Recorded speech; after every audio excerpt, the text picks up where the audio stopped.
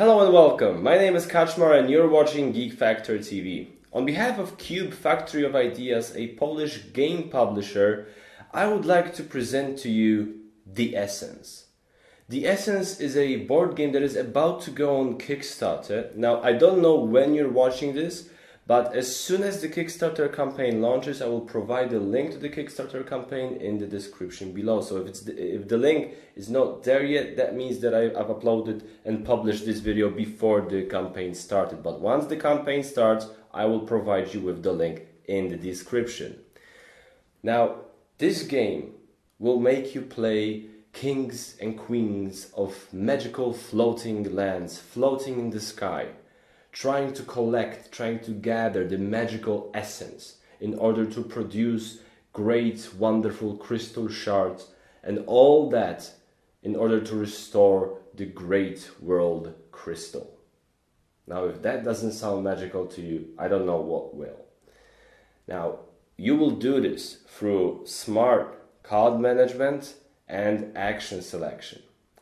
Now, before I get to anything really, I want to give you two caveats. First of all, this is still a prototype. So a lot of the graphic design, a lot of the component quality, a lot of the looks might still change. Not all of it will change. A lot of it, quite a lot of it is, I would say, pretty final, but some of it might change. I want you to bear that in mind. Also, this plastic container does not come with the game. This is my personal plastic container that I have here just to keep things tidy for the purposes of this video.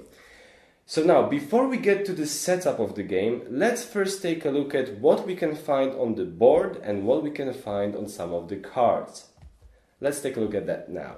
Okay, so first, let's take a look at the game board. This is the most important part of the game board in my humble opinion, because this is the essence track, which, as the name suggests, tracks your current level of essence. This is the other most important thing on the board, again, in my opinion. This is the crystal shards track. This is where you will track how many crystal shards you were able to collect and whether or not the end game conditions are met. Here you have 4 spots for treaties which you will be able to sign and therefore perform certain actions. These are spaces reserved for various cards that you will place on the board, various decks of cards to be specific. This is the so-called Great Book of Entirety. What this basically means is that this is where you will keep the deck of your prophecy cards. You will lay it out over here on those spots, and this is where you will be able to collect them from. This is the turn order track, which I guess is pretty obvious for anyone watching this. This, however, is the so-called external threat. This is its defense level. Whenever you choose to attack the external threat, this is the one you'll be looking at, this track right here. This is a so-called faction board. Now, faction board basically provides you with some initial characteristic values. What I mean here is, this is influence, this is wealth, popularity, foundation, attack and defense. This is the attack track and this is the defense track, which is, as the name suggests, will track your attack and defense values. These are spots reserved for your foundation tokens. Like I said, the illustration, the artwork, this may not be final, so this may look slightly different in the finished product. Now let's take a look at 2 types of cards that you can find in this game. These are your follower cards. Those cards are reserved for a specific faction, and you can tell which faction by this symbol. So this obviously belongs to the blue faction. These are so-called advisor cards. They do not have any symbols on them because they are basically a common deck. These are the cards that you will add to your own personal deck, and therefore you'll be able to play them during the game. Now, what you can find on those cards is the name of the follower or the name of the advisor, an action you may perform using this card, and whether or not this is a main action or a side action. This is a symbol for a main action, and this right here is a symbol for a side action. We will get back to those in a second. These are the so-called Prophecies fragment cards, which you were able to see the spot for on the game board just a second ago. Now, those are divided into 3 groups, and you can tell which group by the Roman numeral on their back. So there are 1, 2 and 3. Now, the front of the card looks pretty much the same in all 3 groups, and what you have here is the cost of taking the card, the name of the card, the requirements needed to be met in order to be able to use this card, to take this card, and a single one-time bonus. Now these are the segment cards. Segment cards are divided basically into two groups. You have the locations and the monuments. This is how you tell them apart by looking at the icon on their back. Now on their front they also look pretty much the same, just like the Prophecies Fragment cards. Because what you can find on the front is first of all the symbol whether to play this action from this card as a side action or as a main action. You can find the cost, which is right here. This is the cost. The other statistics are down there. I will show you how they work in a second. But the cost of getting the card, of building the segment, is right here at the very top. And it is always in wealth, which means you have to pay 2 credits, 2 money, however you choose to call the currency. And this is the essence value that you will gain from building this segment, and other essence bonuses or unfortunately some minus essence that you might get from building this segment. You'll see how that works in a second when I talk to you about building a segment action. And again, you can see exactly the color on this segment tells you what type of segment it is. There are certain types of segments, but you don't really have to pay attention to the names of those types. You have to pay attention to the color. And below, right here on the bottom, you can see an action that you can perform with this segment. And this tells you, let me remind you, whether this is a side action or a main action. So now you know what's in the box, what's on the board, what's on the cards. Let's move on over to the setup. For the purposes of this video, I will set up a 2-player game. First, you place the game board within equal reach of all players. Now each player chooses a faction. Now you can simply take all the faction boards and deal them out randomly, or you can choose which faction you want to play. After you've chosen the faction, you take the faction board and you take the faction follower cards, you shuffle them and you place them as a deck nearby. You also take your 12 faction tokens and you keep them right here on the board or nearby, that's up to you basically. You also take your 2 markers that you will use to track your attack and your defense values. Then each player takes a palace card. A palace card can be told apart from the location cards and the monument cards by this symbol on their back. Now you can tell which faction the palace belongs to by the color around this card. Now what you can find here is basically an ability that you will be able to use during the game. Now this works as your starting segment. This is your first segment and this is what you will be building your dominion around. Now it is important you keep it above board and you leave some space to the left, to the right, to the front, because this is how you'll be building the dominion around it using the segment cards that you saw previously.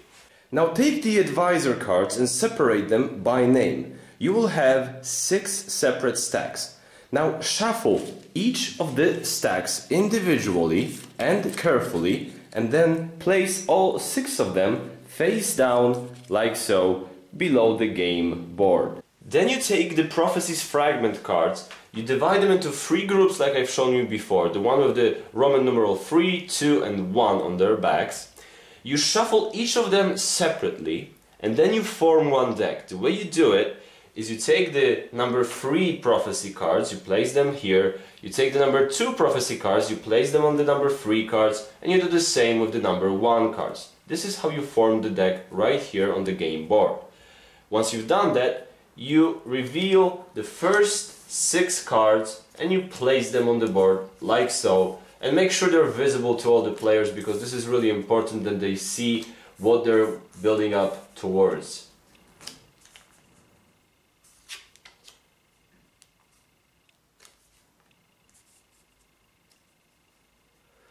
You take your location cards, you shuffle them, you place them right here on the game board. You do exactly the same thing with your monuments cards. And then you reveal location cards and you place them below the game board. You take 2 locations per player, and then once you've done that, so if we have a 2-player game, we take 4 location cards. Once you've done that, you take 2 extra locations.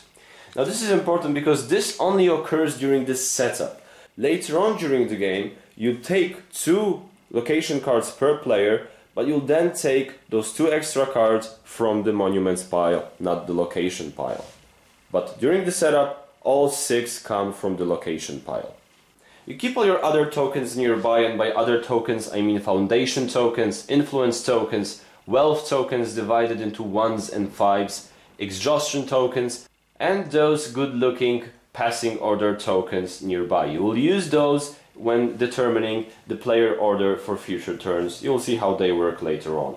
Now each player takes their faction token and places one on both the 0 spot on the essence track, the 0 spot on the crystal shards track, and then you determine the player order. During the setup you determine that the first player is the oldest player and he goes first, which means he goes here on the player order track. The other player goes here on the number 2 spot. When you have more than 2 players, the order is determined in a clockwise order, starting from the first player, which, let me remind you, is the oldest player at the table. Now each player gets their starting wealth, and this only occurs during the setup. The first player doesn't get any wealth, the second player gets 1 wealth, and then the other players each get 1 more than the player before them. So in a 2-player game, the first player gets nothing, the second player gets 1 wealth. And lastly, you place the defense token on the number 1 spot on the defense track for the external threat on the game board. So that's basically it when it comes to the setup. Now, how do we play the game? The game is played over a series of rounds. Now, the number of rounds is not specified because there is no specific number of rounds for the game. You play the game until the end game conditions are met. Now, each round is divided into 5 phases: preparation phase, income phase, advisor's phase, player's turn phase, and cleanup phase. Now, we're gonna go over them now, but we're gonna skip preparation phase for now because preparation phase does not occur during your first round of the game. So we're gonna come back to that later on. So let's begin with the income phase and the advisor's phase. During the income phase, each player gets their tokens, their wealth tokens, and so on. You obviously use your statistics that you have here. Now this is all you get during the beginning of the game because you obviously have nothing else. But during the game you will build some segment cards and they may alter your statistics. For example, you may not get 1 influence, you may get 3 influence during the income phase. But here, this is the beginning of the game, so we have nothing, which means that we get what is said right here, which means we get 1 influence token, we get 5 wealth. You can draw, your popularity is 1, your popularity is basically how many cards you may draw from the deck. So you get 1 card from my deck right here in the case of the blue faction, and you keep this card in your hand for maybe some use later during the game for playing them. As you can see in this case, this is a side action card. You then grab 3 foundation tokens. Now those are the foundation tokens, and those have 2 sides, the exhausted side and the readied side. You obviously keep them on your board, readied side up because you haven't used them yet, and as you can see by this, you can't have more than 5 foundation tokens at any point during the game. You also put your markers for your attack and your defense depending on what value you are currently at, looking both at the faction board and some segment cards that you might have. Now we move on to the advisor's phase, and the first thing you do in this phase is you reveal the top card of each of those stacks. You will have 6 advisor cards face up in front of you. Once you've done that, the bidding will commence. Now each player takes into their hand a combination of wealth and influence tokens. Once everybody is ready, they take what they have in a closed fist and lay it out in front of them.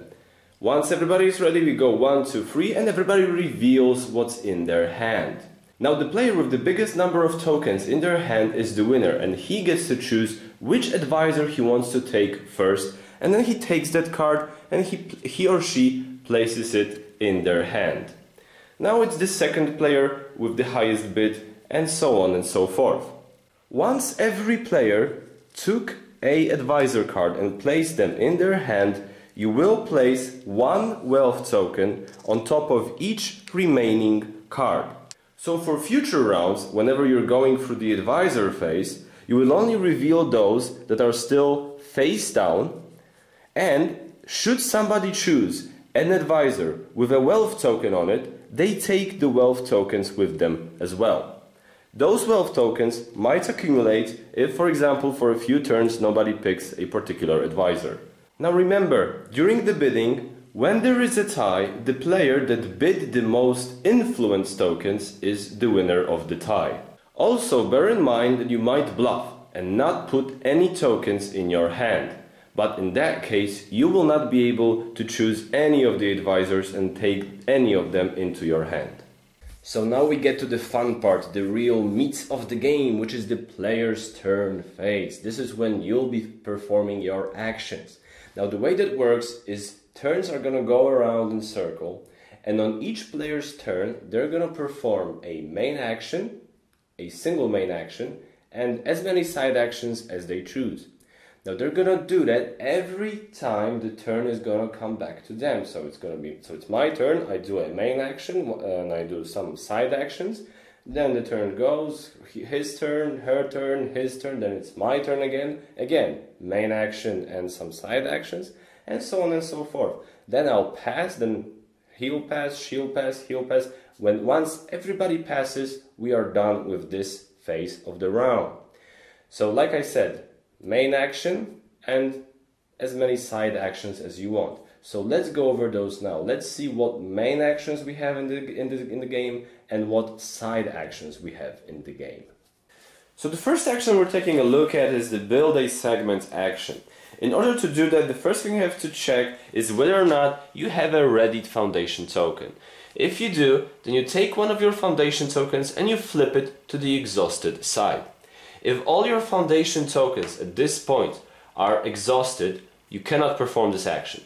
But let's say this is the beginning of the game, all my foundation tokens are ready, so I flip this one onto the exhausted side, and now I can build a segment. I choose one from the revealed segment cards that I revealed during the setup, or later on that I revealed during the preparation phase. I choose one and then I pay its cost. The cost is right here at this very top of the column, and it is in wealth. So for example, if I want to purchase this segment card, I pay 2 wealth. Now when I do that, I take the segment card and I add it to my dominion. I do not refill an empty space after I've taken a segment card. Now when you build segments, the rules of that are very simple. It simply has to be adjacent to any segments you already have in front of you. At the beginning you only have the palace card, which is simple. So you place this segment either on this side or on this side. You cannot place it like so. This is the only thing you have to remember. You can't place it that way. You have to place it so it is adjacent to any of the cards that you already have in front of you. Now once you've done that, once you've placed your segment, you get the essence shown here and you track it on the essence track on the game board. You also take a look if you get some extra essence or if you get fewer essence that you thought you might get, depending on what is this segment card that you just built adjacent to. In this case, this is how much essence I would get. I get 2 essence simply from building it. I would get +1 essence if the adjacent card was this color, but unfortunately the adjacent card is my palace, which is blue, which means that I get this punishment, let's call it for now. This is -1 essence if I put this adjacent to a blue card. So unfortunately this is a blue card. I didn't have any other options. For example, let's say for some reason I wanted to build this particular segment, which means that I get 2 - 1, I get 1 essence.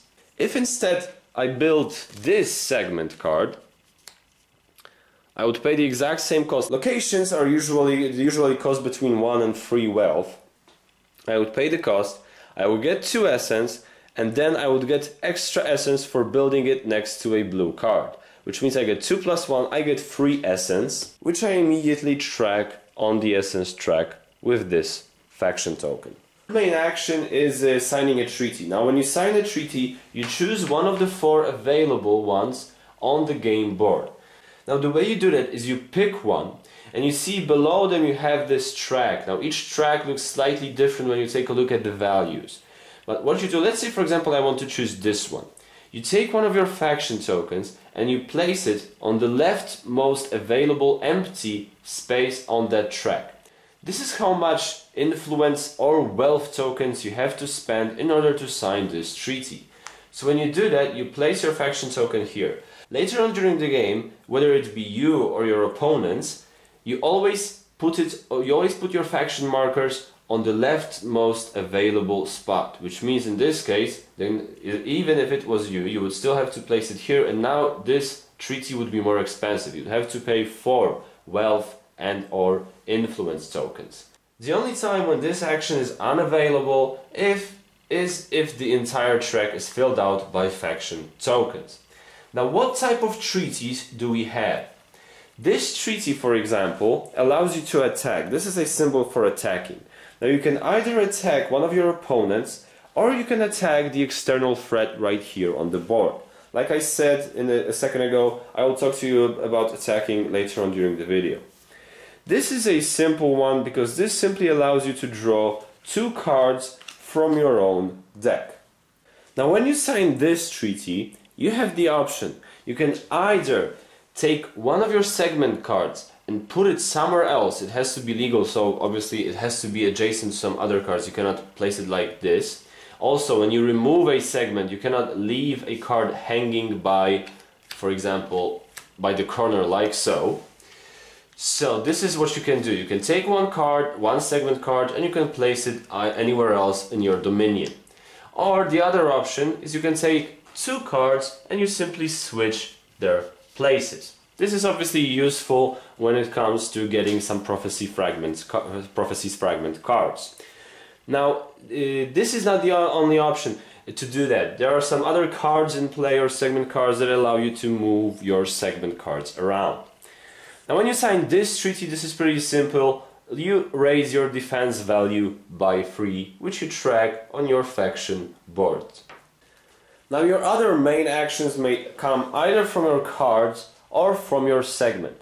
When you choose to play a card as a main action, and you remember it has to have the main action icon right here in the top left corner, what you do is you simply take the card and you discard it. You put it in your own discard pile. If you use a segment card in order to perform a main action, you put an exhaustion marker on the card to make sure you can't use the same segment card during this entire round. Now, like I said, you can take, on your turn, you can take one main action and as many side actions as you want. Because I wanted to say it here once again, because when it comes to playing actions from your cards, or from your advisor cards, or your followers cards, or your segment cards, this is very similar, because when you play your cards, you can either play them using your main action or your side action. Just make sure to know which icon is which. Now, the way those work, as you can see, the iconography is pretty strong with this one, which means, don't worry, there will be a player aid that will allow you to go through each card. You will know what each icon means. I'm obviously not going to go over all of them because it would be too much. This video would be way too long for you.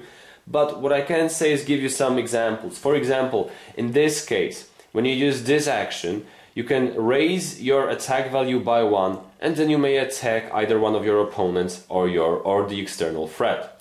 In this case, you may get rid of 3 influence tokens, and then you can attack a player or the external threat. In this case, you can simply perform an attack. Here, you can discard 1 influence token and gain 3 essence on your essence track. So this is how those icons work, and trust me, you will be able to tell them just by simply looking at the rulebook.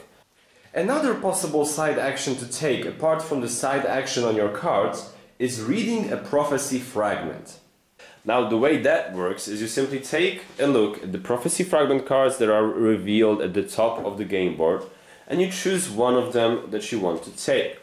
Now, first of all, you have to make sure that you meet the requirements of this particular card. Now, those requirements might be different. For example, this card right here shows that you have to have 3 yellow segment cards in your dominion, and they all have to be adjacent to each other. So they cannot be placed diagonally to each other, they have to be adjacent. They don't have to be placed horizontally like you see here. They can be placed vertically, but they still have to be adjacent. And some other types of requirements look like this. For example, this is a very common one. In this case, you must have 6 influence tokens available, and you have to get rid of 3 influence tokens in order to meet the requirements of this prophecy card. Now the way it works is that you can't have 5 influence tokens, right? Because you might think, well, I have 5, so I don't have 6, but I can still get rid of 3 influence tokens. No, you have to have 6 influence tokens, and then you have to get rid of 3 influence tokens to get this prophecy card. Once you've picked a card, you pay the cost, which sometimes is 0, listed here in the top left corner. You then get the one-time bonus. In this case, you choose whether you want to raise your defense value by 1 or if you want to gain 3 essence. Then you take the card, you keep it face down in front of you in your game area. Because the number of prophecy cards you have and their value on the back is useful when it comes to collecting some extra crystal shards at the end of the game.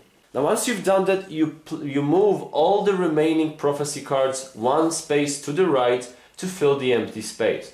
Once you've done that, you reveal a new card from the deck.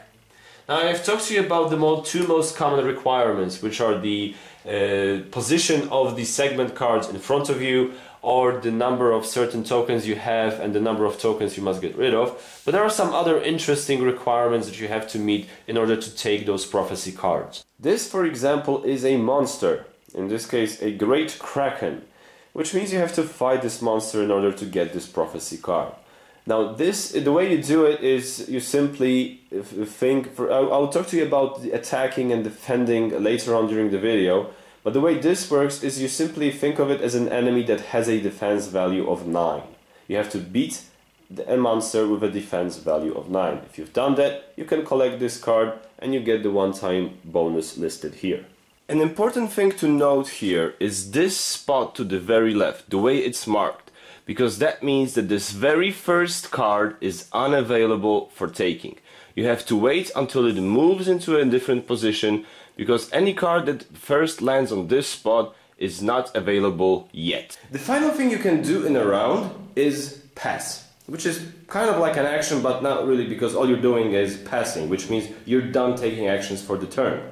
Now what happens first is if you are the first player to pass this round, you get the passing token with the Roman numeral 1 on it. If you are the second player to pass this turn, you get the passing token with the Roman numeral 2 on it. Now what this does is this determines the turn order for the next round. So let's say that we just played this turn, and as you can see, the red player is the second player in the round. But when it came to the end of the round, he chose to pass before the blue one did. So the red one gets the passing token with the number 1 on it, which means he will be the first player the next turn. The second player to do so, in this case it would be blue, gets this passing token. Aside from that, once you've passed, you're done taking actions. Side actions, main actions, doesn't matter. But the group, other players, may still continue to play, may still continue to take turns and perform actions. So what happens is, every time the game circles back to you and it's your turn to perform actions, you don't do that because you've passed, but instead you get essence.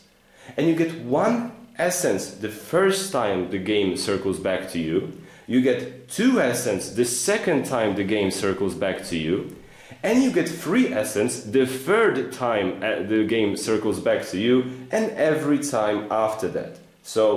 And by that I mean that every time after that, when the game circles back to you, you will get 3 essence points. Additionally, once you've passed, you may also discard from your hand any number of cards that you wish. Now, you get 1 wealth token for each card that you choose to discard this way. So once all players have passed, we finish the player turn phase, and now we go to the clearing phase. The clearing phase begins by removing all exhaustion tokens from your segment cards. You also remove any monuments and location cards that are still standing below the game board, and you put them in a specific discard pile. You remove all foundation tokens from all player boards. Now we take a look at the essence track. The player with the most essence gets 3 crystal shards, which means in this case it would be the blue one. And the player who is at the second place when it comes to essence gets 2 crystal shards. The third player would get 1 crystal shard and the fourth and fifth player would get no crystal shards. Now I've rearranged things a bit and added few more faction tokens, because what I'm about to tell you only applies for games when you have 4 or 5 players. It does not apply for 2 and 3 player games. Take a look at the situation we have right here with the essence points and with the crystal shards. Now the player that didn't get any crystal shards this round gets a single revenge token. This is what a revenge token looks like. In this case, that revenge token would go to the red player. He is the last in terms of essence. He is fourth in terms of essence, which means he didn't get any crystal shards. Now the thing with revenge tokens is that at the end of every turn, the player with the most essence gets to discard his or her revenge token and gains an extra crystal shard. So if during any of the future rounds the red player would be able to catch up and, for example, have the most essence points at the end of the future turn, he would be able to discard this token and get 4 crystal shards, not 3, which is the usual reward for having most essence, which would put him right here. Remember to discard this revenge token. It may so happen that you will have more than 1 revenge token at the end of a round, but you can only use 1. Now, prophecy cards. Each player gets a chance to reserve, let's call it reserving, one of the prophecy cards still available on the game board, and they do it simply by placing their faction tokens on the game, on this prophecy card that they wanted to. And then you remove all other cards. This is not mandatory. Players have the option to reserve the prophecy cards, but they don't have to. Once they've done that, you move all the prophecy cards to the right, to the reserved prophecy cards to the right, and you reveal new prophecy cards and you place them right here on the game board. You then return the faction marker to the player. Faction markers from all treaties return to their owners. Now we take a look at your personal deck and your personal discard pile. At this moment and at this moment only, you may choose to take the discard pile and reshuffle it with your cards to create a new deck. You obviously shuffle more diligently than I just did. Now what happens is the external threats counterattack. Don't worry about, I will tell you in just a second what the external threat does and how the attacks work in general. But for now, let's just say what happens with the external threat during the cleanup phase. Now what happens is this external threat attacks every single player. Now what it does is it takes its attack value, which for this purpose is equal to its defense value. So for example, in this case, it's 4. So then it attacks with that attack value every player. Now we match that attack value to the defense value of each of the players. Now whenever the defense value is equal or higher than the external threat's attack value, nothing happens.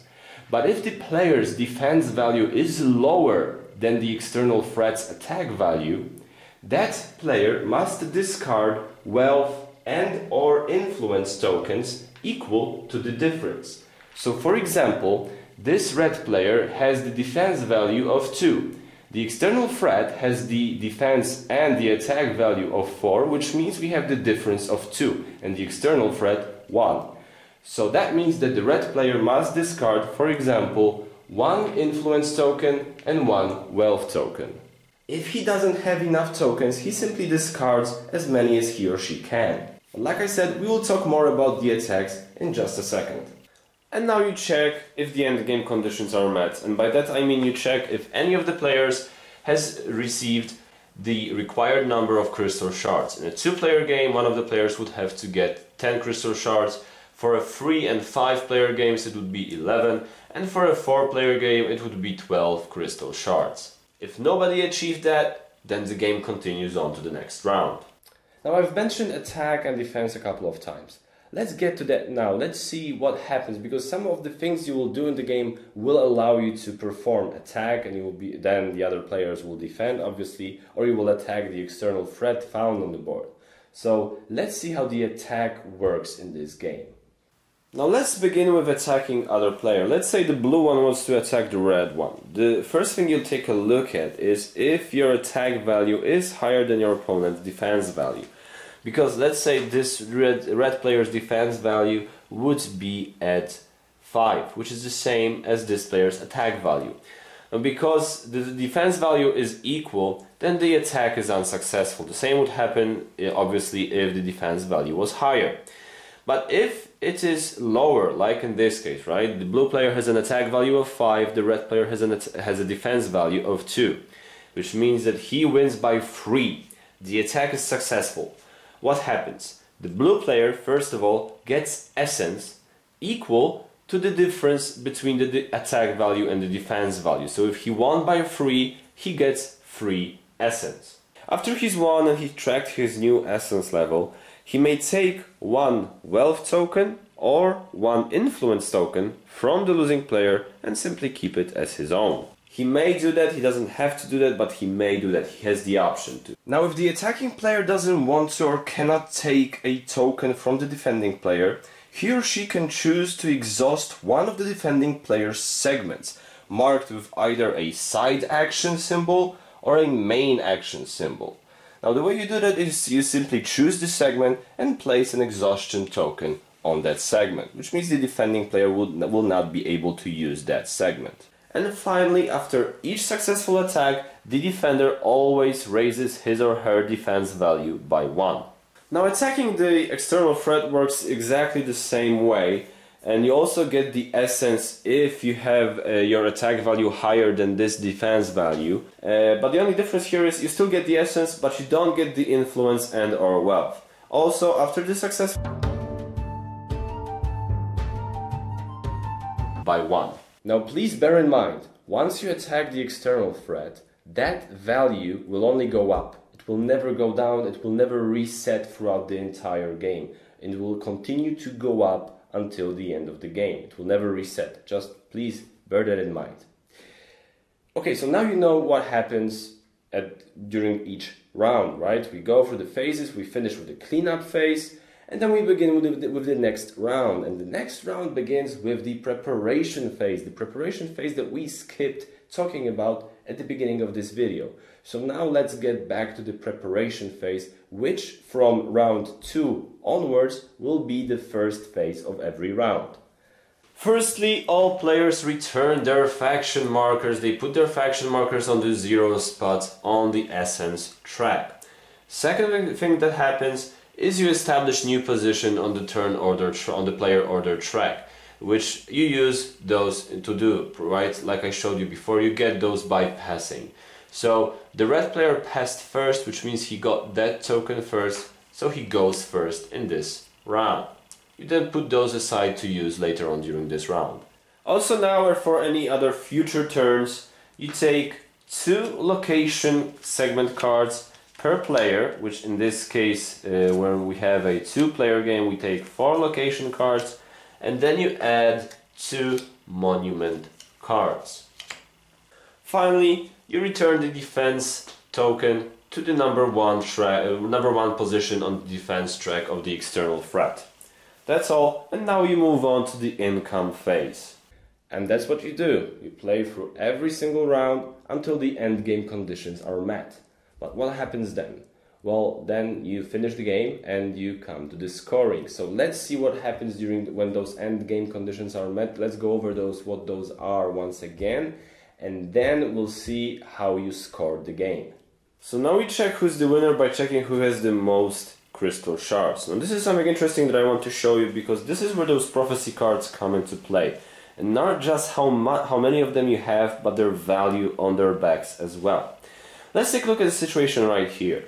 The red player got to 10 crystal shards before the blue player, so he triggered the end game scoring. But now what happens is they both take a look at their prophecy cards. Now obviously in a real game each player would get much more, many more prophecy cards than they have here. This is just for example's sake. Now the red player has 4 prophecy cards and all of them are marked 1. So his value is 4. He has 3 prophecy cards, but all of them are marked 2. which means that their value is 6. So he has more valuable prophecy cards than he does. So what happens now is the player with the highest value of those prophecy cards gets 4 extra crystal shards, which means in his case he would get 13, which he cannot go above 12 like physically on the track, but he gets 13 crystal shards, while the player in the second place gets 2 extra crystal shards, which means he goes from 10 to 12. The third player would get 1 extra crystal shard, and the fourth and the fifth potential players would get none. So as you can see, this is interesting because the red player triggered the endgame result, the endgame scoring, sorry, but he did not win because he didn't have enough of those prophecy cards and he didn't have those valuable ones. He only had the ones, he had the 2. The blue player is the winner. And that's pretty much it. That's how you play the Essence. Now, if you have any questions, please do not hesitate to ask them in the description, in the comment section. I will get back to you as soon as I can, and I will also ask the publisher to follow the comment section under this video, so maybe they can chime in and help you out with certain questions that maybe I will not be able to help you out myself. So you finish the game, the player with the most points, with the biggest number of points, wins the game. So I hope what you saw here gave you some food for thought whether or not this game might be to your liking. If so, please visit the Kickstarter campaign. Like I said, once the Kickstarter campaign launches, I will provide the link to the Kickstarter campaign in the description below. Thank you for watching. Thank you Cube Factory of Ideas for providing me with this game, with this prototype, so I can show the people how it works, how you play it, and I hope this video was helpful. Thank you very much, and I hope I see you soon. Bye-bye.